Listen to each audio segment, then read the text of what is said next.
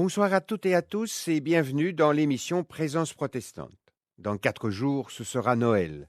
Noël, nous le voulons, nous le rêvons, nous le dessinons spontanément avec les couleurs du bonheur, de la paix, de la joie, de la fraternité et de la solidarité. Pour les personnes en souffrance ou blessées par la vie, Noël est un moment difficile. Comme pour Marie et Joseph, par qui Noël est arrivé. Écoutons leur histoire dans l'Évangile selon Matthieu, à la suite de laquelle je vous lirai une méditation du pasteur Bernard d'Ernoncourt. Voici comment arriva la naissance de Jésus-Christ.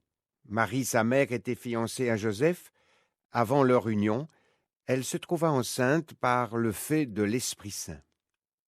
Joseph, son mari, qui était juste et qui ne voulait pas la dénoncer publiquement, décida de la répudier en secret. Comme il y pensait, l'ange du Seigneur lui apparut en rêve et dit « Joseph, fils de David, n'aie pas peur de prendre chez toi Marie, ta femme, car l'enfant qu'elle a conçu vient de l'Esprit Saint. Elle mettra au monde un fils, et tu l'appelleras du nom de Jésus, car c'est lui qui sauvera son peuple de ses fautes. » Tout cela arriva afin que s'accomplisse ce que le Seigneur avait dit par l'entremise des prophètes. La Vierge sera enceinte, elle mettra au monde un fils, et on l'appellera du nom d'Emmanuel, ce qui se traduit par Dieu avec nous. À son réveil, Joseph fit ce que l'ange du Seigneur lui avait ordonné, et il prit sa femme chez lui. Mais il n'eut pas de relation avec elle jusqu'à ce qu'elle eût mis au monde un fils qu'il appela du nom de Jésus.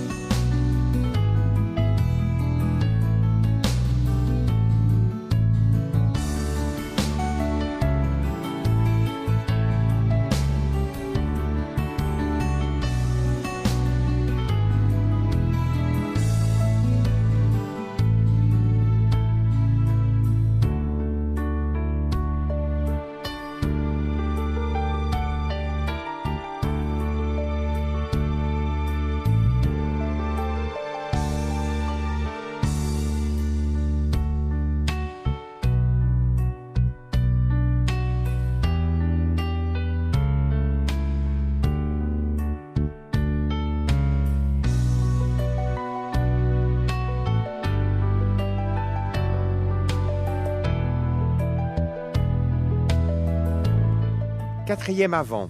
Dans quelques jours, c'est Noël. Une grande fête pour les enfants et surtout pour les commerçants. Une grande fête qui a le goût de paix, de joie, de bonheur. Mais avant ce moment festif, il y a la préparation. C'est vrai, une belle fête ne s'improvise pas. Quelle que soit la situation sociale ou religieuse, tout le monde a le désir de voir ce moment particulier, différent du quotidien. Et c'est toute une organisation qui prend une coloration particulière. Cela suscite des questions, parfois même des angoisses. Quel menu? Traiteur ou se transformer en cuistot? Qui inviter en plus des enfants? Quel cadeau pour un tel? Et dans la communauté ecclésiale, comment faire, parfois avec le peu d'enfants de l'école du dimanche, ou comment faire pour les aînés, parfois majoritaires dans les communautés, etc.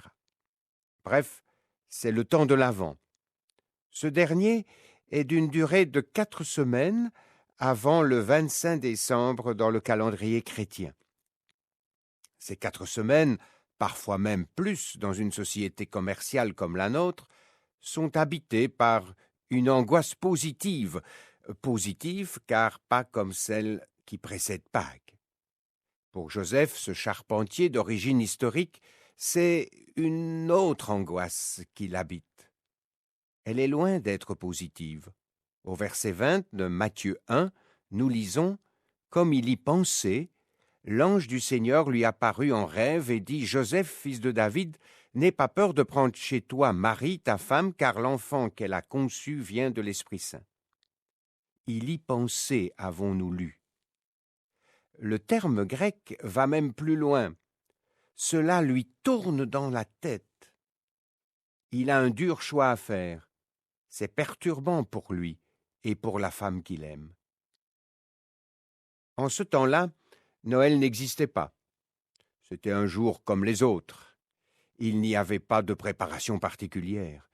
Mais voilà, pour son serviteur Joseph, Dieu béni soit-il, en avait décidé autrement. Cela a pour conséquence que notre homme vit les moments d'incertitude. Cette angoisse le conduit dans une intranquillité presque permanente depuis qu'il a appris que sa fiancée, la jeune Marie, était enceinte. Il avait pourtant pris ses précautions. Mais bardaf, est-ce le préservatif qui n'a pas été de qualité? À l'époque, c'étaient des vessies de mouton qui étaient utilisées et leur mise en œuvre n'était pas toujours au top. Marie est enceinte. Quelle honte pour la famille! Que va dire le village? Que va dire le rabbin? Joseph n'en dort plus. Son honneur est bafoué. Et quand il trouve le sommeil, ce sont des songes à n'en plus finir. De plus, pour agrandir son état d'intranquillité, Dieu envoie un messager qui lui annonce qu'il ne doit pas répudier ou abandonner la jeune fille, mais la prendre sous son toit, car elle mettra au monde un fils, et tu l'appelleras du nom de Jésus, c'est-à-dire salut, car c'est lui qui sauvera son peuple de ses fautes. Comment ne pas être déstabilisé en entendant de tels mots? Alors que tout s'annonçait bien, la tranquillité vient de se transformer en intranquillité. Comme l'écrit la théologienne Marion Muller-Collard, à partir du moment où un enfant nous arrive, qu'il soit désiré, prévu, qu'il soit de nous ou qu'il faille le faire nôtre, à partir du moment où l'on vous flanque un bébé dans les bras, vous tirez un trait sur votre tranquillité. Mais être serviteur de Dieu, n'est-ce pas être dans l'intranquillité permanente? Joseph est serviteur de Dieu. Pour un service complet, il entre donc dans l'intranquillité. L'Ancien Testament raconte l'histoire d'un peuple et d'êtres humains qui vivent dans l'intranquillité. Dans le Nouveau Testament, les disciples ont été plongés dans l'intranquillité dès qu'ils ont accepté de suivre Jésus. Après la résurrection, celles et ceux qui ont librement décidé de s'engager à la suite du Maître ont accepté une intranquillité permanente. Vivre pour Dieu, avec Christ, en connaissance de l'Évangile, c'est être intranquille. C'est ce que témoignent les évangélistes tels que Matthieu. Dès le début de son témoignage, il souligne déjà l'intranquillité des sujets de Dieu. En racontant l'histoire de la conception de Jésus et l'intervention de l'ange qui, chez Luc, disciple de la 2e génération, apparaît à Marie. Ce texte invite à changer la manière de penser de chacun de nous. Il entraîne dans une autre logique que celle à laquelle nous sommes habitués. Matthieu nous conduit à prendre acte de l'insaisissable et de l'indicible qui caractérise toute vie. Il nous introduit en même temps dans une démarche de foi. Chacun peut alors, dans sa démarche personnelle, imaginer sa propre histoire de vie sur ce mode. Chercher dans son passé ce qui est du domaine de l'insaisissable, de l'intranquille. Cheminer avec Dieu, lire, appliquer personnellement et témoigner de la présence et de l'amour de Dieu, c'est être en action permanente et dans l'intranquillité constante. Pour le couple Joseph-Marie, enfanter le Fils de Dieu est une supragrâce qui s'accompagne d'un supracoup. D'autant que Dieu révèle, par ce simple projet, se laisser mettre au monde par le corps d'une femme, une révolution religieuse qui ne laissera personne tranquille après elle. Cette révolution contrariera les religieux, qui aiment savoir les dieux suffisamment puissants, suffisamment autoritaires, suffisamment dissuasifs pour tenir le peuple par la carotte et le bâton céleste. Comme l'écrit Marion Muller-Collard dans son magnifique témoignage, l'Évangile est un caillou dans ma chaussure. Ce caillou peut être divin, n'empêche pas notre cheminement sur le chemin de la foi. Que du contraire, il nous tient éveillés et nous met en route avec la bénédiction que Dieu donne à chacun. L'intranquillité devient alors positive et plus facile à accepter. Et puis demain, c'est Noël. Gloire à Dieu.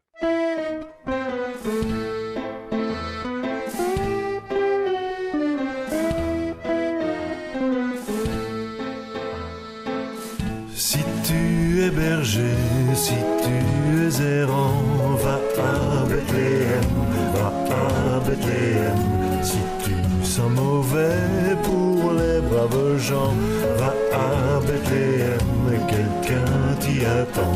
Si tu es pêcheur de poissons d'argent, va à Bethléem, va à Bethléem.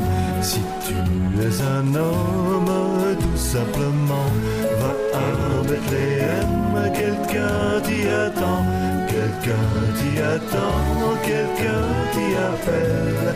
Un signe descend, un geste du ciel, quelqu'un t'y attend, la nuit de Noël. Un petit enfant, une grande nouvelle.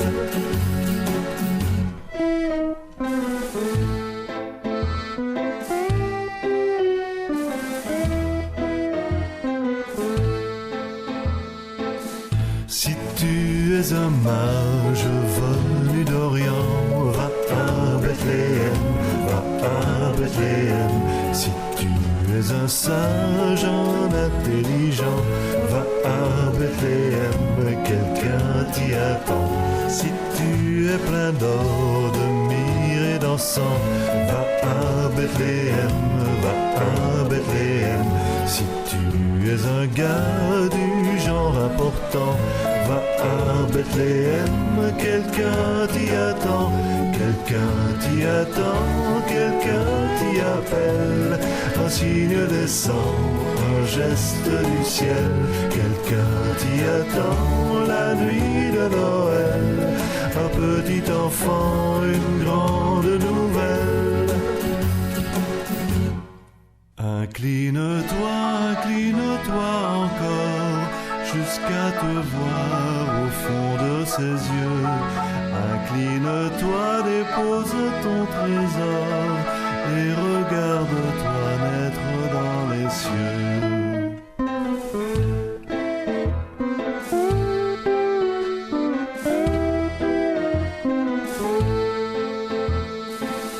Vous pouvez réentendre cette méditation du pasteur Bernard d'Ernoncourt sur Ovio et aussi sur notre site www.aprt.be.